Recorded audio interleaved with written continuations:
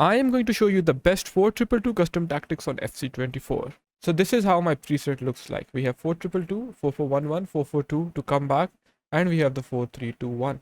Now you might wonder why I'm talking about the 4-2-2 because I used it this weekend. It's still very good, and I felt that it is better for the average player compared to the 4-4-1-1, and I'll tell you why that is so. We are going to use 48 defensive width in the 4-2-2.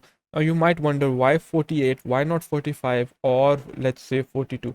Guys, the reason being the 4-2-2 is a formation that is very weak against switch of play.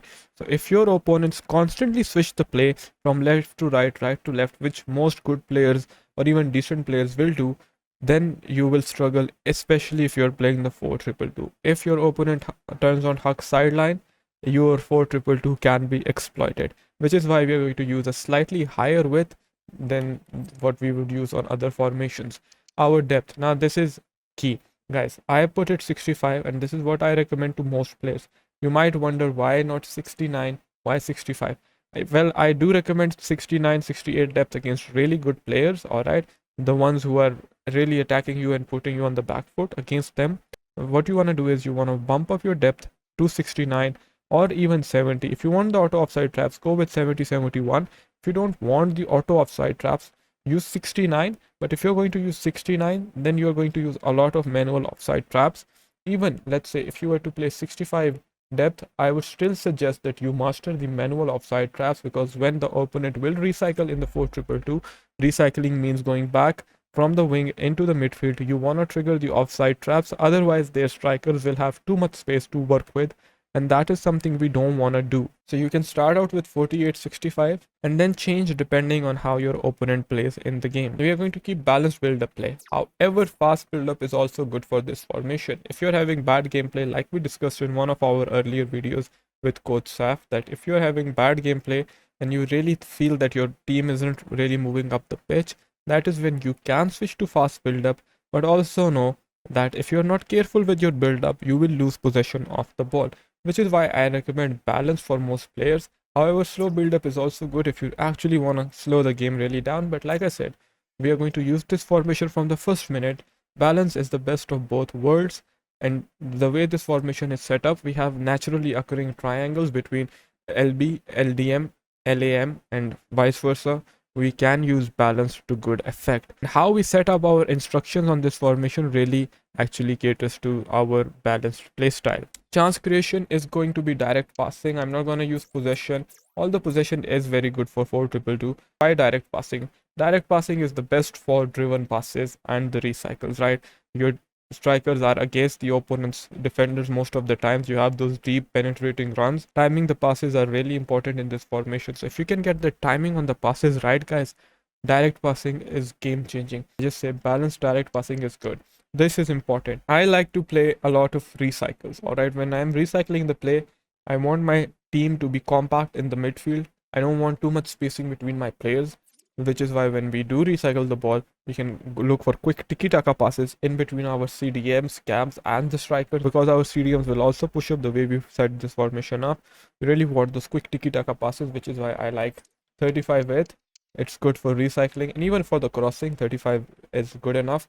But again, if you feel that it is very narrow and there is not enough space between your players, you feel that the formation is congested, then you can actually use 50 width. You can try both. I recommend 35. Players in the box for this formation, we are going to keep it at 5. It is the best of both worlds, alright? You have the recycles, you have enough players in the box, and also you are not going to be exposed on the counter attack. One of our striker is going to be stay central, the other one is going to be come back on defense, and that is it. Now you might wonder why not get in behind. This is a very common instruction which you see on most tactic videos. I almost never recommend get in behind because it creates a lot of separation between the cam and strikers at times, and the strikers make really stupid runs at times where they are constantly offside. Even when you're on the edge of the box and your striker is on get in behind, they'll make a stupid run, which is why I recommend mastering manual runs using L1 to manually trigger your striker, so you can actually create those through ball triangles which I've shown you in my last video. So you can actually create runs for long ball pass plus. You can time them, right? You can dictate when that run needs to be made, which is why balance is the best, but you need to learn how to trigger manual runs. Our right attacking mid is going to be come back on defense, get you to the box for the cross, and it is going to be a tall player. Many people asking, why do you use a tall player at right mid, at right attacking mid? Guys, it is for the crosses. We know the aerial plus is really overpowered in this game. So you want to go for the crosses, you want to go for those knockdowns, you want to go for those direct headers in the back of the net, which is why we use someone like Lewandowski, Ronaldo, Crouch, Haaland. The list goes on. You need someone who can actually win the ball in the air. It can be your LAM or RAM. I like to have my RAM as the tall guy. Okay, your LAM is going to be come back on defense, get into the box for the cross. You're going to look for those chip crosses.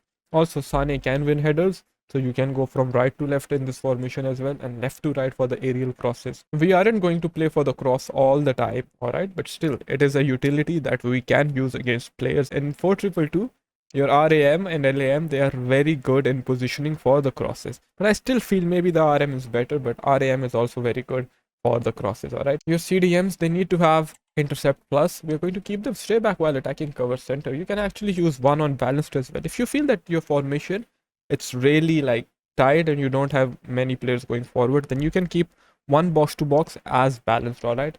But ideally, we're going to have them staying back cover center, so we defend the counter attacks. Why? Because our left back is going to be balanced to overlap. He is going to be joining that attack.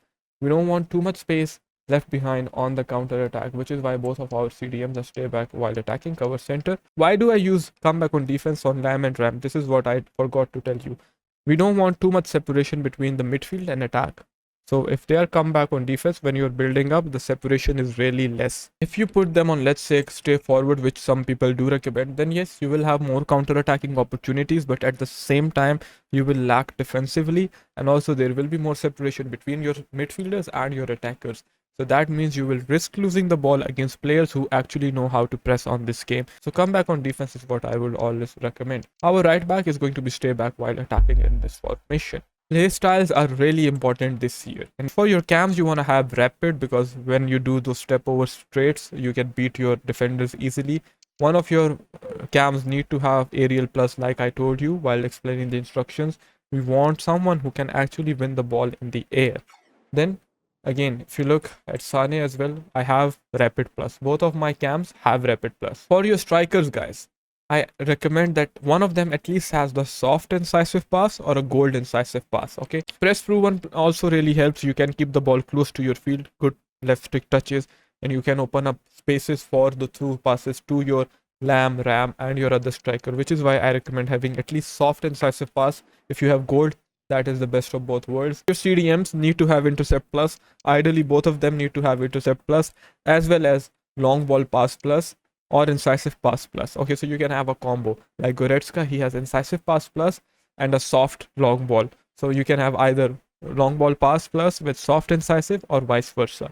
But you need players who have this and intercept. Otherwise, this formation really doesn't play to the best of its ability. One of your fullbacks needs to have long ball pass plus. There are no ifs and no buts. You want long ball pass plus for deep switches, for R1 precision lob passes, which I showed you in my last video. Alright.